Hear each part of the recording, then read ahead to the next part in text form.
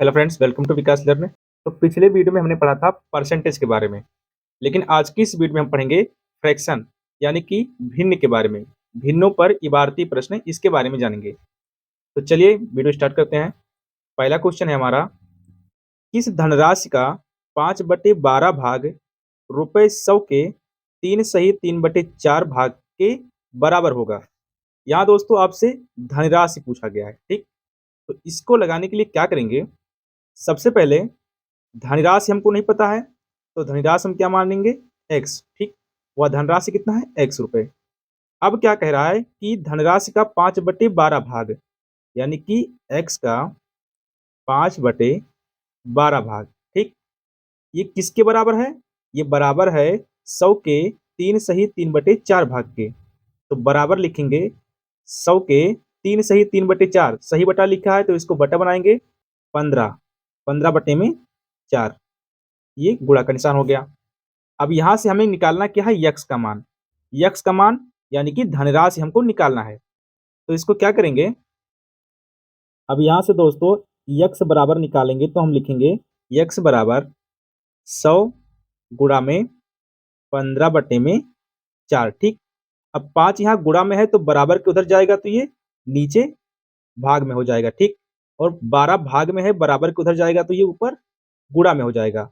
अब इन सबको हल कर देंगे तो 4 से 12 काटेंगे तो 3 बार में कटेगा, ठीक।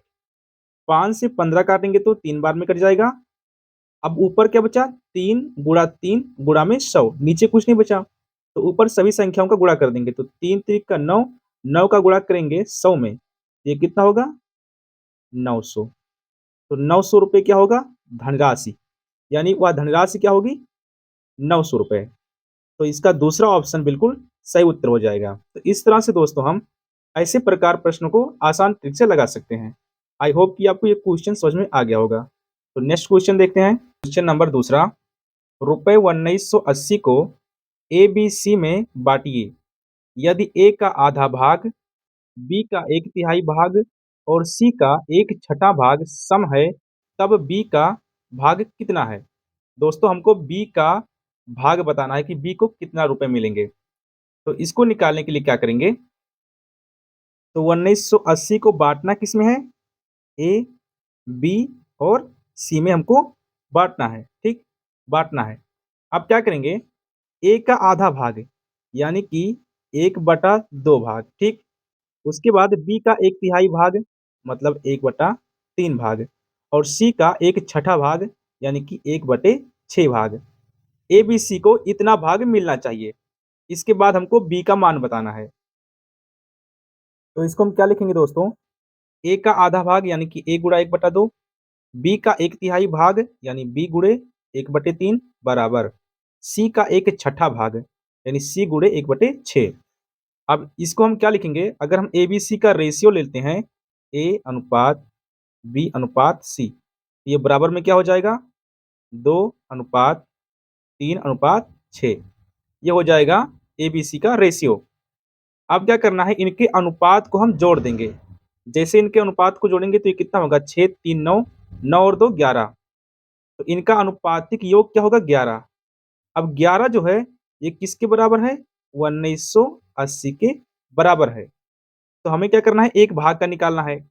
अगर 11 1980 के बराबर है तो एक किसके बराबर होगा, तो एक हो जाएगा 1980 बटे में 11। 11 से 1980 काटेंगे तो ये हो जाएगा, तो जैसे दोस्तों हम 11 से 1980 काटेंगे तो ये कितना आएगा, 180 रुपये, ठीक। क्या गया, 180 रुपये। तो एक भाग का मान कितना है, 180। हमें क्या बताना है, बी का मान, यानी कि बी का मान बताना है। तो बी का अनुपात कितना है, 3। एक भाग का मान 180 है तो 3 भाग का निकालेंगे, यानी कि बी का निकालेंगे तो बी का क्या हो जाएगा, 3 गुणा में 180 बराबर ये हो जाएगा 540। यही क्या होगा इसका आंसर, यानी ऑप्शन नंबर 3 इसका सही जवाब होगा। इस तरह से हम अनुपात में बांटने वाले प्रश्न को आसान ट्रिक से लगा सकते हैं। तो आई होप कि आपको ये दूसरा प्रश्न भी अच्छे से समझ में आ गया होगा।